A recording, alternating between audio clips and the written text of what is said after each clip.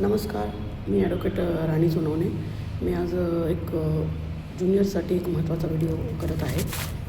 ते माहिती देण्यासाठी हा व्हिडिओ मी करत आहे. कोर्टरूम वर्सेस रिॲलिटी या विषयावर, की आपण बऱ्याचदा कोर्ट कसं असतं याचं वेगळं आपल्या डोक्यामध्ये माइंडमध्ये असतं आणि रिॲलिटी वेगळी असते. कोर्टरूमची संकल्पना आपली वेगळी असते. जेव्हा ज्युनियर्स लोक लॉला प्रॅक्टिस करतात, जेव्हा लॉला ॲडमिशन घेतात, तर खूप कमी ज्युनियर्स असे असतात की ते कोर्टात येतात. आता बऱ्याच कोर्टामध्ये काय केसेस बघणं कंपल्सरी आहे. केस स्टडी करणं गरजेचं आहे. म्हणून काय ज्युनियर्स येतात कोर्टात. मला खूप ज्युनियर्स भेटत असतात. ते केस स्टडी येतात, 2 महिने 3 महिने करतात आणि पुन्हा जातात. जेव्हा ते केस स्टडी करायला येतात तेव्हा ते काही ज्युनियर्स असतात जे पर्टिक्युलर असतात, सिन्सिअरली ते करतात, कोर्ट प्रॅक्टिस समजून घेतात की कोर्टाचं कसं वातावरण आहे काय. आणि पण काही ज्युनियर्स असं असतात की त्यांना फक्त त्यांचं लॉचं जे कॉलेजचं जे अभ्यास असतो तोच महत्त्वाचा असतो. त्यांना असं वाटत असतं की आपल्याला पहिले काही जर महत्त्वाचं असेल तर ते फक्त कॉलेजचं शिक्षणच, मग कोर्टाचं नंतर बघू, कोर्टाची प्रॅक्टिस जेव्हा सुरू करू तेव्हा. पण हे चुकीचं आहे की ज्युनियर्ससाठी मला एक सांगायचं वाटतं की तुम्ही जेव्हा लॉ कॉलेजला ॲडमिशन घेता आफ्टर 12th किंवा आफ्टर ग्रॅज्युएशन, तर तुम्ही कोर्ट पण जॉईन करायला पाहिजे. कारण कोर्टरूमचं जे नॉलेज आहे ते तुम्ही कोर्टात आल्यावरच तुम्हाला मिळणार आहे. रिॲलिटी इज व्हेरी डिफरंट आणि theory is very different. Our education system is very unique means it is very different. It is not useful.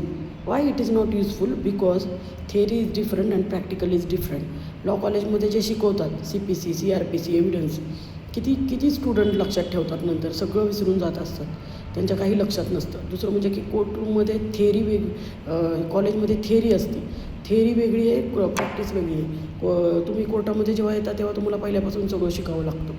त्यामुळं की ग्रॅज्युएशननंतर लॉ करतात किंवा 12वी नंतर लॉ करतात तेव्हा जवळजवळ 2 डिग्री असते मुलांकडे किंवा मुलींकडे, ज्युनियर्सकडे. तरी त्यांना नंतर शिकावं लागतं आणि नंतर कितीतरी ज्युनियर्स 1-1, 2-2, 3-3 वर्ष शिकतात. 2-2, 3-3 वर्ष शिकतात तरी पण त्यांना कॉन्फिडन्स येत नाही. तर हे काय येत नाही? कारण जरा एक्सपिरियन्स कमी पडतो.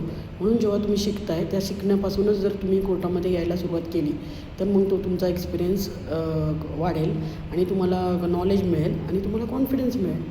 आता आपलं कोर्टरूमचं जर बघितलं आता आपण ते कोर्टरूमचे कितीतरी हे असतात, गोष्टी असतात की ते शिकणं खूप गरजेचं असतं. की कोर्ट कसे असतात, कसे म्हणजे कोणतं कोर्ट कुठं बसतं, कोर्टाचे डेजिग्नेशन काय आहे. सिव्हिल कोर्ट वेगळं, क्रिमिनल कोर्ट वेगळं, फॅमिली कोर्ट वेगळं. फॅमिली कोर्ट जर बघितलं तर आपण 8 ते 9 कोर्ट आहेत. मग 1 नंबर, 2 नंबर, 3 नंबर असे नंबर वाईज कोर्ट आहेत. मग सिव्हिल कोर्ट म्हटलं तर नावावाईज कोर्ट आहेत, डेजिग्नेशन वाईज कोर्ट आहेत. स्मॉल कॉज कोर्ट बघितलं तर ते वेगळं, क्रिमिनल कोर्ट बघितलं ते वेगळं, JMFC कोर्ट बघितलं तर ते वेगळं. आता पुण्यासारख्या ठिकाणी 250+ कोर्ट आहेत. मग पुण्यामध्ये तुम्ही प्रॅक्टिस करताना मग तुम्ही म्हणाल की ठीक आहे, मी लॉ झाल्यावर मी परत येणार, म्हणजे अजून 2-3 वर्ष तुम्ही प्रॅक्टिस करणार आणि मग तुम्ही you will start earning. May be you will start earning. कितीतरी लोक असतात ते तरी पण 3 वर्ष झालं तरी पण ते अर्न करू शकत नाहीत. आपण जर बघितलं तर तो एक्सपेक्टेशन वेगळं असतं, रिॲलिटी वेगळी असते. आपल्याला असं वाटतं की लॉस झालं की लगेच आपल्याला कुठेतरी जॉब मिळेल आणि आपण करायला लागेल. कुठेही तुम्हाला जॉब मिळाला तरी तिथं नॉलेज इम्पॉर्टंट आहे, एक्सपिरियन्स इम्पॉर्टंट आहे, कॉन्फिडन्स इम्पॉर्टंट आहे. Confidence is the best accessory you can wear. Confidence हा किती महत्त्वाचा आहे तो सगळ्यांनाच आपल्याला माहिती आहे. कॉन्फिडन्स जर आपण बघितलं तर कॉन्फिडन्स हा आपण कुठून विकत घेऊ नाही शकत.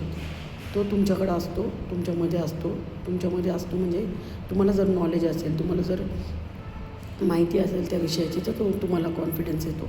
तुम्हाला एक्सपिरियन्स असेल तर तुम्हाला कॉन्फिडन्स येतो. मग या कॉन्फिडन्ससाठीच तुम्हाला अगोदरपासून जॉईन कोर्टामध्ये होणं गरजेचं आहे.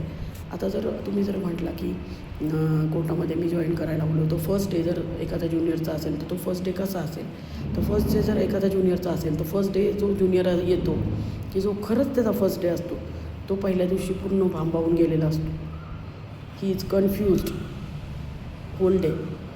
पूर्ण दिवस त्याला काहीच कळत नसतं. सिनियर काय करताय, ज्युनियर काय करताय, दुसऱ्या कोणत्या कोर्टातून कुठं जातं आहे, कोर्टाचा एरिया बघितला तर एवढा मोठा, या कोर्टातून त्या कोर्टात, तिथून तिथं.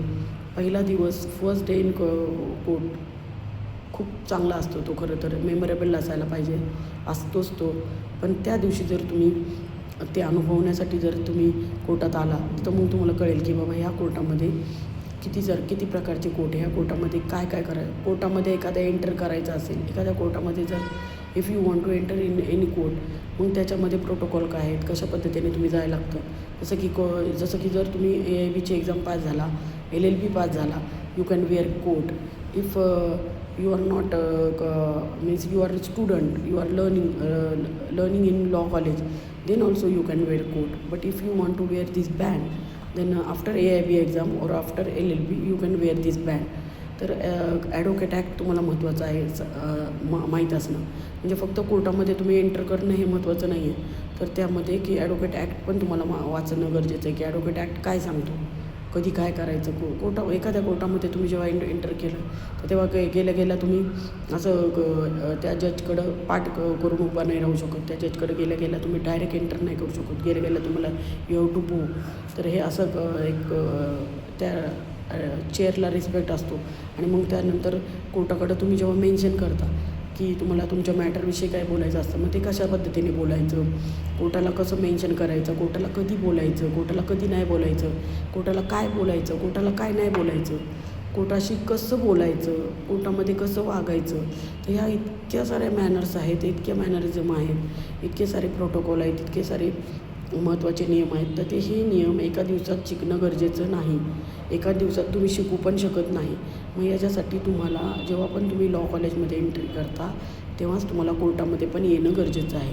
आता मी बघते आहे की कित्येक लॉ कॉलेजमध्ये मूट कोर्ट पण आहे. तर मूट कोर्टमध्ये कोर्टाचं सगळं म्हणजे मॅटर कसे चालतात वगैरे ते सगळं तुम्ही करता. पण मूट कोर्ट पण मला असं वाटतं ते हुबेहूब नाही आहे. Moot court is different, real court is different. तर मूट कोर्टमध्ये पण थोडीशी चेंजेस असणं गरजेचं आहे, कारण मूट कोर्टमध्ये जरा थोडंसं खूपच पिक्चर टाईपमध्ये असतं किंवा काय. खरं कोर्ट जे आहे तेच खरं कोर्ट तुम्हाला इथंच एन्जॉय करता येणार आहे, इथंच बघता येणार आहे, इथंच अनुभव घेता येणार आहे. मी बघते आता की आता माझ्याकडे ज्युनियर आहेत काही, तर काही ज्युनियरना असं वाटत होतं की मे महिना आहे का मे महिना काम कमी असतं आणि काही मुली आल्याच नाहीत.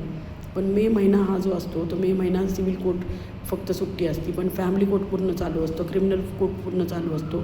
कोर्टामध्ये थोडीशी रश कमी असते कारण सिव्हिल मोठे लॉयर्स असतात, सिव्हिलची प्रॅक्टिस करणारे वकील असतात, ते नसतात. आणि त्यामुळं थोडंसं कोर्टामध्ये वेळ मिळत असतो. त्या वेळ तुम्ही कारणी लावणं गरजेचं आहे, ज्युनियर्सनी वाचन करणं गरजेचं आहे, कोर्टामध्ये जाऊन बसणं गरजेचं आहे. ह्या सुट्टीच्या कोर्टामध्ये बऱ्याचशा सेशन कोर्टमध्ये मोठमोठे मॅटर चालत असतात, ते जाऊन वाचणं गरजेचं आहे, ऐकणं गरजेचं आहे. तुम्ही हे कोर्ट जे आहे ते कोर्ट चालतं फिरतं विद्यापीठ आहे. मी जर माझी प्रॅक्टिस बघितली तर मी माझ्या प्रॅक्टिसच्या सुरुवातीपासून म्हणजे मी जेव्हा आफ्टर ग्रॅज्युएशन जेव्हा मी ILS लॉ कॉलेजला एंटर केलं तर पहिल्या वर्षापासूनच मी कोर्टामध्ये यायला सुरुवात केली.